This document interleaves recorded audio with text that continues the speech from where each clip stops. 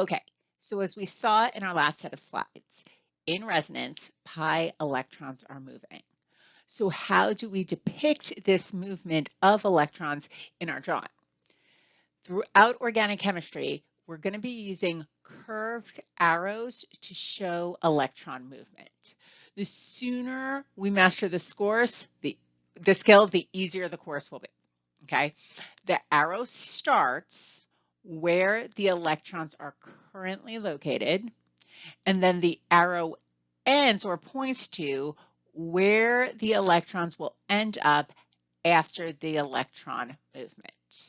We're going to explore right now drawing arrows for resonance, and we'll explore in chapter 3 how we do it for other things like chemical reactions. Okay. There are specific rules for using curved arrows to describe electron delocalization, or as we've been calling it, resonance. And we're going to go over these before we actually get into when and where resonance occurs. Okay, so rule number 1.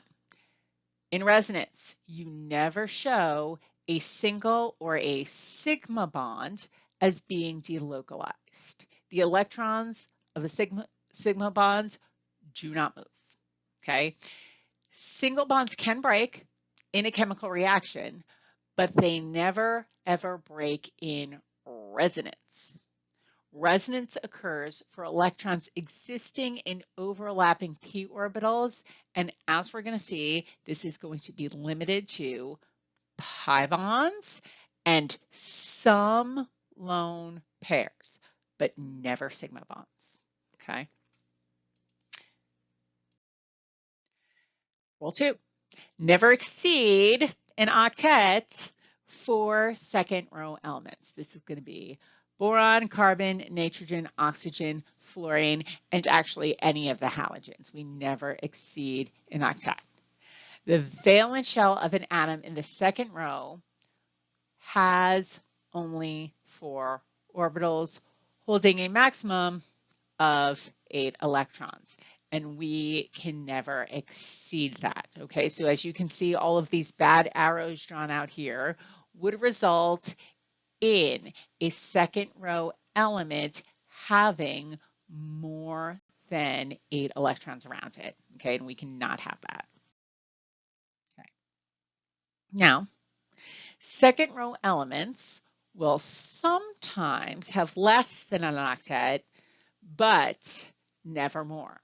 We said a carbon can have a positive charge. It's referred to as a carbocation. That means 3 bonds in an empty p orbital, or a positive charge, right? That is allowed, but never more than 8. When using curved arrows to derive resonance structures, you will often have one or more formal charges that you have to deal with, okay? You have to indicate formal charge to draw a valid resonance structure. So let's look at the resonance structure derived from the curved arrow movement of my currently neutral molecule drawn here. Okay, what's going to happen?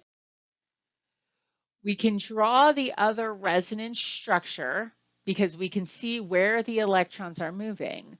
But in order for that structure to be valid, we have to draw any formal charges that may arise. Okay, so we can see from this drawing, a lone pair on oxygen is now going to move between the oxygen and the carbon that oxygen is attached to as a double bond.